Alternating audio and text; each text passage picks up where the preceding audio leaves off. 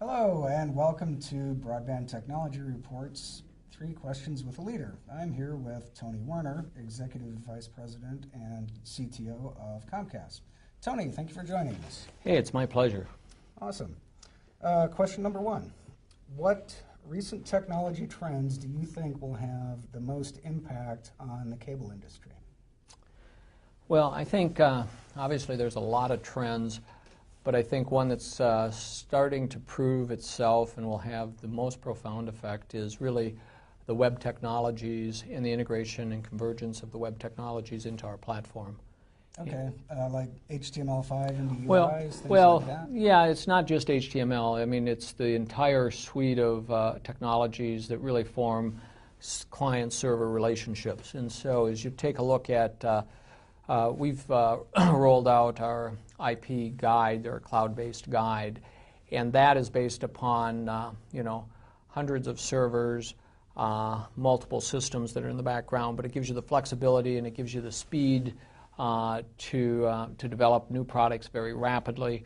We're just, in fact, we're just showing one example where you can go to the set-top box and you can just by selecting, and this is a test we're doing, you can go to, you can change the look of the guide every 10 seconds. You can go to, basically it's like going to a different web page, but yet it's hitting all the same web back end that you have for the other. So I think we're at the early days of it, but I think you're going to see it take the industry by storm. It's going to improve the quality of our product, the pace at which we move, and the flexibility and the breadth of what the product can be, because now all of a sudden apps become easy, second screen becomes easy, Sure. And it's I think it's really going to have a really profound impact on our industry. Okay, great. Thank you very much. Okay, next question. Technologically and in terms of the business of the technology, where do you see cable systems going in the next 5 to 10 years? What do you think technically we're going to look like then? Well, big difference between 5 years and 10 years, as you know, especially in this day and age. I think the trajectory that everybody is on is fiber continually gets pushed deeper, and that just happens as we go through node splits, through the business that's continuing to add subscribers and subscribers that want to use more of our products. So the fiber continually moves deeper.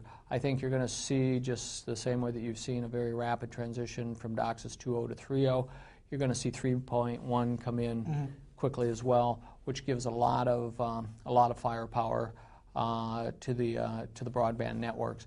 And then, but then on that underlying physical topology, I think you really are going to see the industry transform into a software-based industry. And that's a little bit building on the answer to my first question. Sure. But the fact of the convergence of web technologies and the number of engineers that we are hiring that are software engineers today is an incredible number. And so I think you really will see this industry move into a software-based industry. Okay.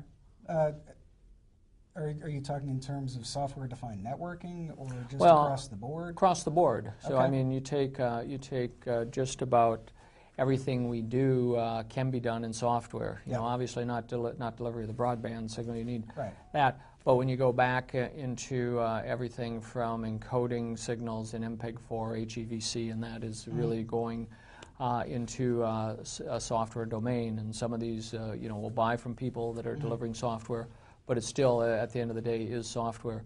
The stuff that we're doing as far as the guide and how it works is all software-based. Sure. You know, we are putting our products are now no longer confined to a TV, and they're no longer confined to the house. Right. So they start to wander, and again, that's heavily software-intensive. So I think really that you're going to see this industry embrace software. You're going to see it become much more of a software company, and I think that's really what you're going to see layered on top of just a continually evolving IP network. Charlotte Field told me a couple of years ago that she expects within a few years that head ends are going to look less like head ends and more like data centers. Do you think there's anything to that? Already do. Already do. Yeah, already do. And so I mean, it's You're still going to need to source your signals from someplace. But a good example is, we've just completed, we were 100% digital. We've got no analog carriers on our plant anywhere. So now, the next step after that is you'll see us moving to all MPEG-4. Okay, and then the next step after that is moving all IP. And as the things start to become all IP, you are really routing and in a data center. And we today run IP in the core, and we don't convert it back to a traditional type of transmission until we get into these hubs at the edge. Sure, right. And slowly but surely, that will go away, and we're already not converting it back to analog. Right. We're just converting it to MPEG-2 and MPEG-4 today. Soon it'll just be to MPEG-4 streaming, and then soon after that, you're going to see it more just 100% IP. Okay, great. Thank you very much. Okay, last question. For this time, anyway. What are some potential curveballs to be thinking about going forward? Maybe disruptive technologies, challenges, anything like that you see coming? Well, trying to predict it is really impossible. Sure. I don't. So there's things that I'm not worried about. There's things that are always out there. I'm not worried that wireless technology eclipses our role in life, because I don't think it will. I think it stays complementary more than it does competitive for quite some time. I think that and I do think it becomes very complementary to our technology package. I am worried about just the evolution of the marketplace and how quickly small companies today can develop products and can start up. So I'm not worried about any one major disruption.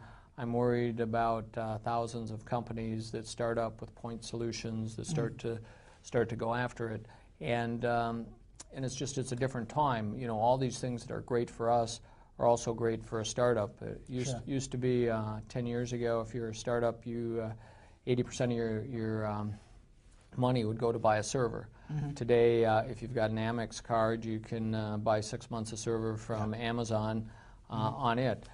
Used to be then the next would be writing software. Well, today you can get started with a lot of open source. Sure. So with a bunch of engineers that can knit together some open source, write some of their own, get that. Bandwidth used to cost, a lot. Bandwidth now is very economical.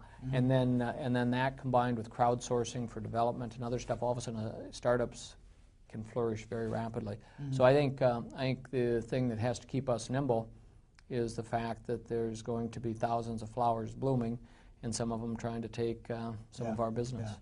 Well, and some of those might naturally fit in your own bouquet, though. Yes. Oh yeah. No, Sure. I think this is real interesting, and it's going to be good times. It's just that the world is moving faster, and it's not just our imagination. It is moving a lot faster. All right, great. Tony, thank you very much. Thank you. Appreciate the opportunity. Excellent. Once again, this was Broadband Technology Reports 3 Questions with a Leader with Tony Werner of Comcast. Thank you very much.